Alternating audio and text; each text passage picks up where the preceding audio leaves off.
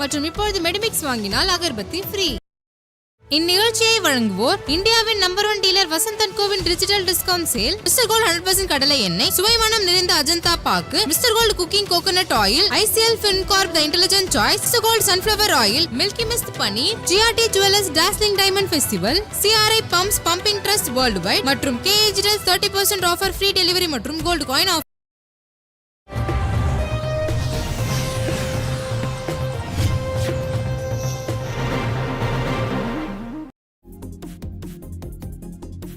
வணக்கம். சன் நியூஸின் பிற்பகல் 1 மணி செய்திகளை வழங்குவதற்காக நான் செலினா. விரிவான செய்திகளை பார்ப்பதற்கு முன்பாக முதலில் தலைப்புச் செய்திகள்.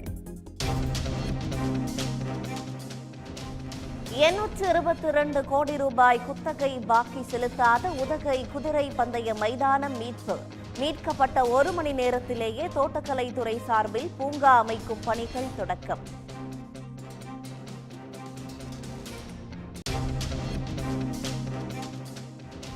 விக்கிரவாண்டியில் அதிமுக போட்டியிட்டால் 4ஆம் இடம் பிடித்திருக்கும் என்ற அண்ணாமலை கருத்துக்கு எடப்பாடி பழனிசாமி கண்டனம். அதிமுகவை குறை கூறி தினந்தோறும் பேட்டி கொடுத்து அண்ணாமலை அரசியல் செய்வதாகவும் விமர்சனம்.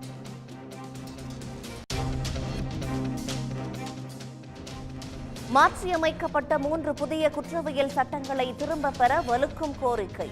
தமிழ்நாடு முழுவதும் திமுக வழக்கறிஞர் அணியினர் கண்டன ஆர்ப்பாட்டம்.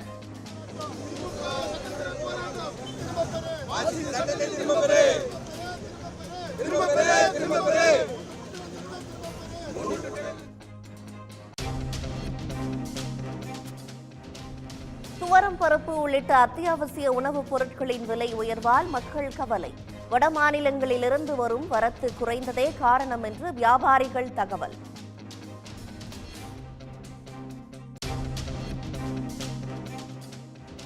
விக்கிரவாண்டி இடைத்தேர்தலில் திமுகவுக்கு ஆதரவு கோரி முதலமைச்சர் மு.க. ஸ்டாலின் வீடியோ வெளியீடு.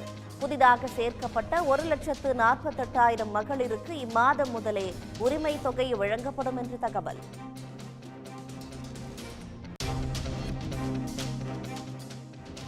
பிரிட்டனில் 14 ஆண்டுகளுக்கு பிறகு மீண்டும் ஆட்சியமைக்கிறது தொழிலாளர் கட்சி. கட்சியின் தலைவர் கேர் ஸ்டாமர் பிரிட்டனின் புதிய பிரதமராகிறார்.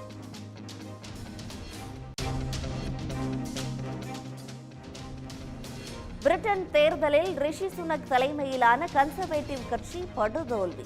கடந்த தேர்தலில் 364 இடங்களை கைப்பற்றிய நிலையில் இம்முறை சுமார் 100 இடங்களை மட்டுமே பிடித்து ஆட்சியை பறிகொடுத்தது.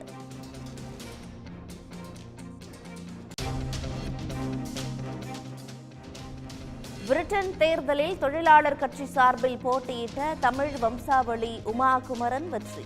ஈழத்தமிழ் பெண்ணான உமா குமரன் இங்கிலாந்தில் முதல் தமிழ் எம்பி என்ற பெருமையை பெற்றார்.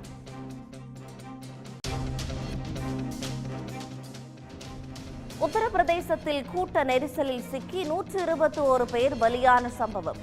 ஹத்ராஸ் மாவட்டத்தில் பாதிக்கப்பட்ட குடும்பத்தினரை நேரில் சந்தித்து ஆறுதல் கூறினார் ராகுல் காந்தி.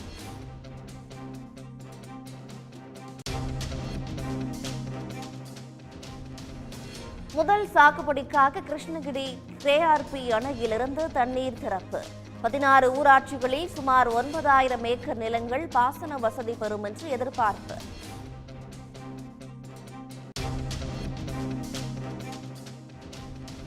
தமிழக கேரள எல்லையான அட்டப்பாடி மலை பள்ளத்தாக்கில் கஞ்சா செடி வளர்ப்பு. 10 லட்சம் ரூபாய் மதிப்பிலான கஞ்சா செடிகளை வேரோடு பிடுங்கி அழித்த அதிகாரிகள்.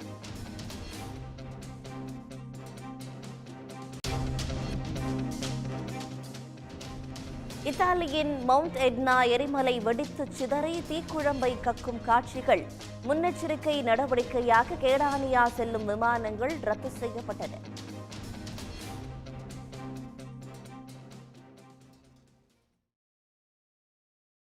பிரிட்டன் நாடாளுமன்ற தேர்தலில் ஆளும் கன்சர்வேட்டிவ் கட்சியை வீழ்த்தியுள்ள தொழிலாளர் கட்சி 14 ஆண்டுகளுக்கு பிறகு ஆட்சியை தன்வசமாக்கியிருக்கிறது.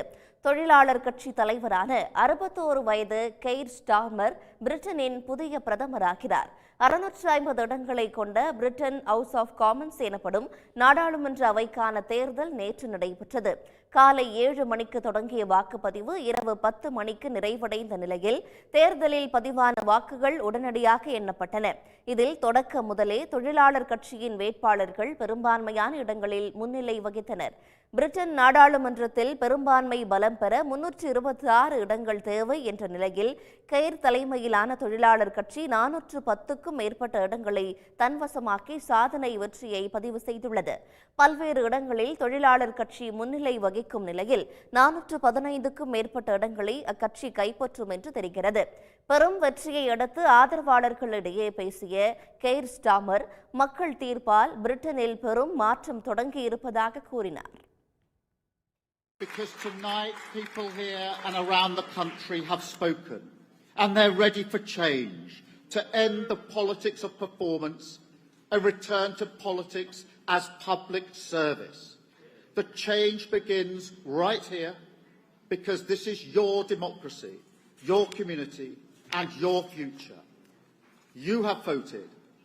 It is now time for us to deliver. Thank you very much.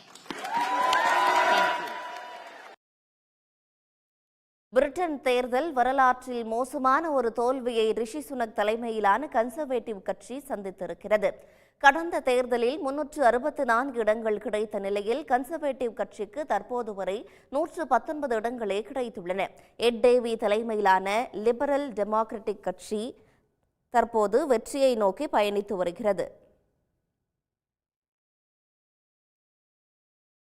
Scottish தேசிய கட்சி, SF, ரிஃபார்ம் UK உள்ளிட்ட கட்சிகள் ஒற்றை இலக்குகளில் வெற்றியை பதிவு செய்துள்ளன. ஒரு சில தொகுதிகளை சுயேட்சைகள் கைப்பற்றியிருக்கிறார்கள். 14 ஆண்டுகளுக்கு பிறகு தொழிலாளர் கட்சி பிரிட்டனில் ஆட்சியை பிடித்துள்ள நிலையில் அக்கட்சி தலைவர் கியர் ஸ்டாமர் பிரிட்டனின் புதிய பிரதமராகிறார்.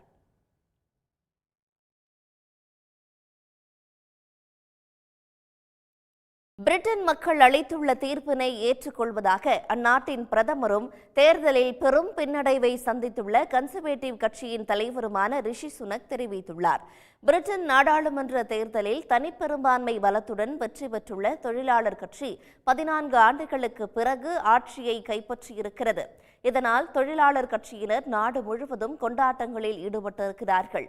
இந்நிலையில் இங்கிலாந்தில் உள்ள நார்தலர்டன் நகரில் செய்தியாளர்களிடம் பேசிய பிரதமர் ரிஷி சுனக் மக்களின் தீர்ப்பை ஏற்பதாக கூறினார்.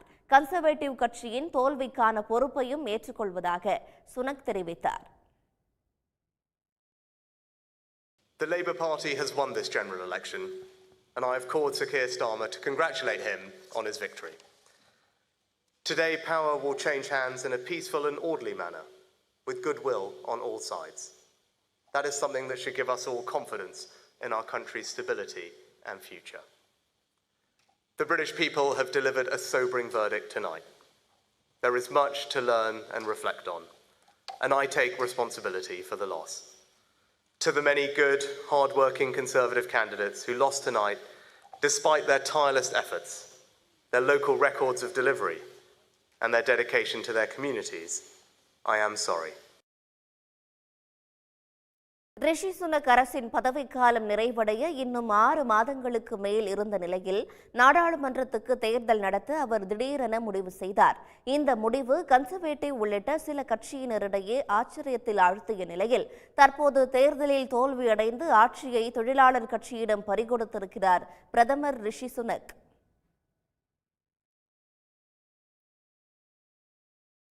பிரிட்டன் தேர்தலில் 14 ஆண்டு பழமைவாத கட்சியை வீழ்த்தி தொழிலாளர் கட்சி ஆட்சியமைக்க உள்ள நிலையில் அக்கட்சியின் கெய்ர் ஸ்டாமர் பிரதமராக வாய்ப்பு ஏற்பட்டுள்ளது. யார் அந்த கெய்ர் ஸ்டாமர்?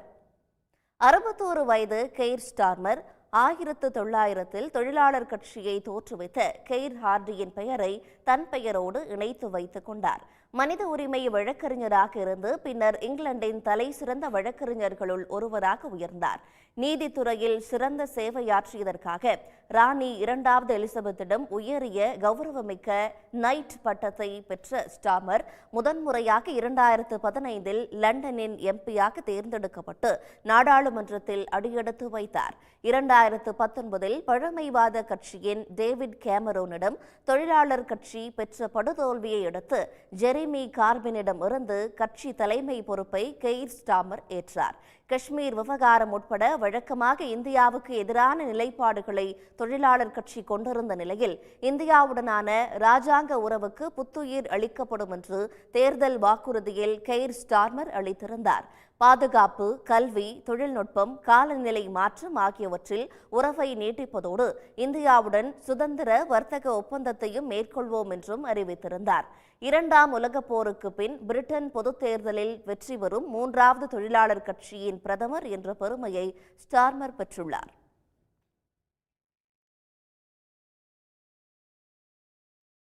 தொடர்ந்து வரும் செய்திகள் ஒரு சிறிய இடைவேளைக்கு பிறகு. நடிகை அதுல்யா ரவியின் பாஸ்போர்ட்டை சுக்குநூறாக கிழித்து எறிந்த பணிப்பெண் கோவையில் கைது. திருடுவதற்கு வீட்டில் எதையும் வைக்காததால் ஆத்திரத்தில் பாஸ்போர்ட்டை கிழித்ததாக பணிப்பெண் பரபரப்பு வாக்குமூலம். டேட்டிங் செயலி மூலம் பெண்ணிடம் பழகிய தனியார் நிறுவன ஊழியரிடம் 80,000 ரூபாய் பறிப்பு. நிர்வாண வீடியோ காலை பதிவு செய்து வாட்ஸ்அப்பில் அனுப்பி பணம் பறித்த பெண் சிக்குவாரா? திருமணத்திற்கு செல்ல உறவினரிடம் இரவல் வாங்கிய 81 சவரன் நகையை அபகரித்த இளம்பெண் கைது. நகையை அடகு வைத்து ரியல் எஸ்டேட் தொழில் முதலீடு செய்து லாபம் பார்க்க முயன்றவரின் பகீர் பின்னணி. எஃப்ஐஆர் குற்றமும் பின்னணியும் இன்று பிற்பகல் 2 மணிக்கு சன் நியூஸில் காணத் தவறாதீர். ஒரு கடி